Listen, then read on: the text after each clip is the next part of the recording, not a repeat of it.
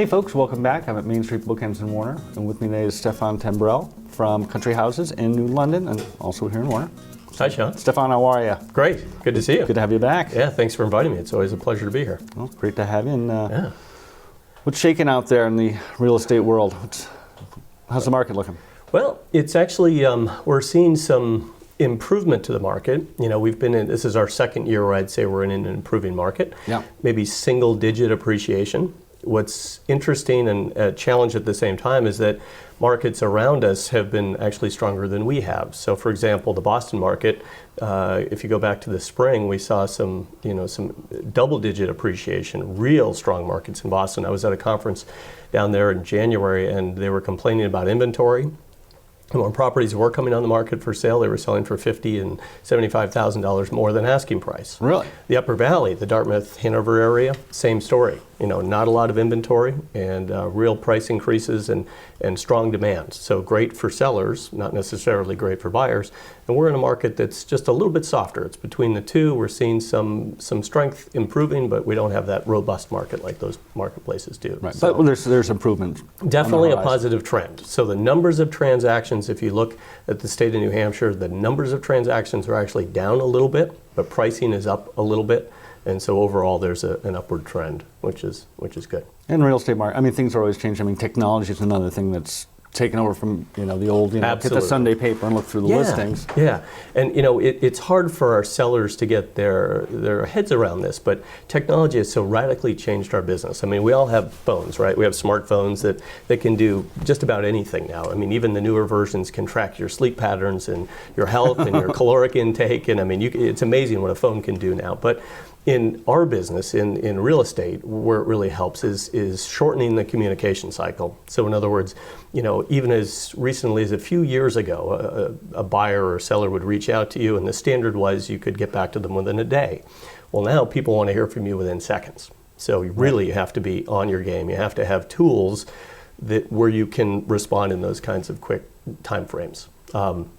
We also do a lot of cloud-based storage where we can house all of our documents for all of our properties in the cloud.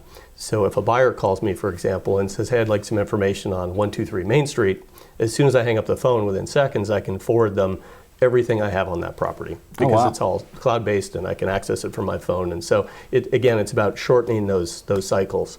Other examples are, if I think back to 5 or 6 years ago, we used to hire companies to come in and shoot virtual tours of houses, and they'd come in with very expensive software and cameras.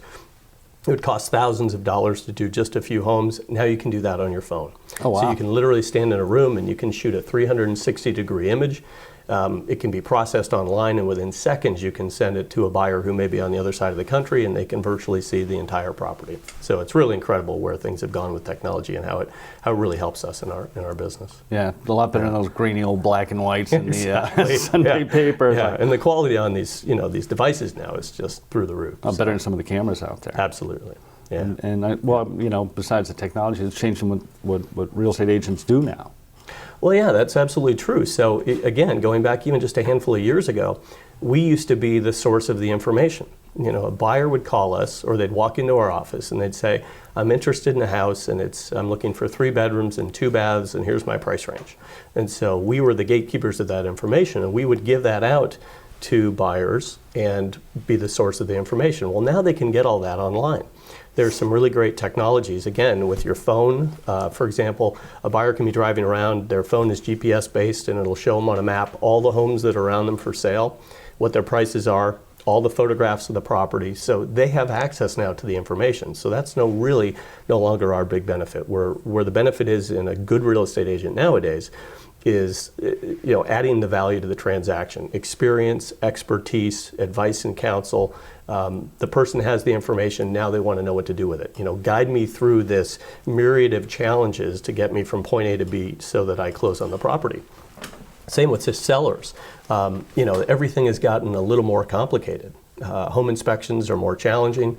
Banks are being more specific about what they require in a property and what they require in a buyer. And so, the bar is raised on all these things. And so the good real estate agent nowadays can help someone get through all those challenges. So I think, the skill set is more important than ever what a good real estate agent brings to the table. Excellent. Yeah. Stefan, thank you so much for coming by. Yeah. Check them out at Country Houses. That's your local view. Now back to you.